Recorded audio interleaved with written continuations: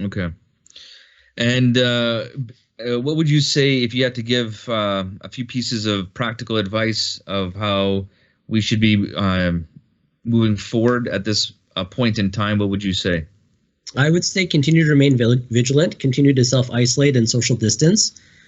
Please, if you're coughing or sneezing, cough into your shoulder, into your the crook of your elbow. So you'd cough like this rather than coughing into something.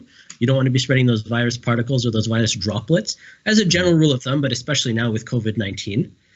Also, please continue to frequently wash your hands, making sure that you're thoroughly washing your hands, not just slapping some soap on and rubbing your hands together, but making sure that you're getting your fingertips and especially your thumbs. And the last thing is, if you are sick with, again, those symptoms, fever, cough, body aches, or sore throat, please stay home.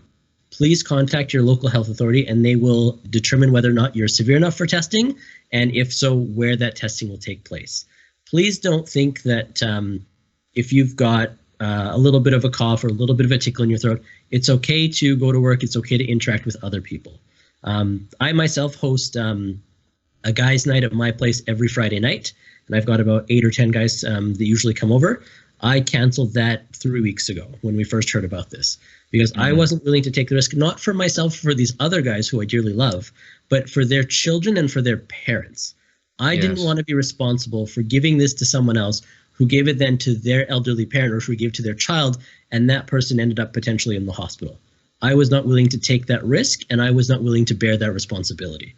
So I think as much as possible, remain vigilant, continue to social distance and self-isolate, and remember to look out for each other.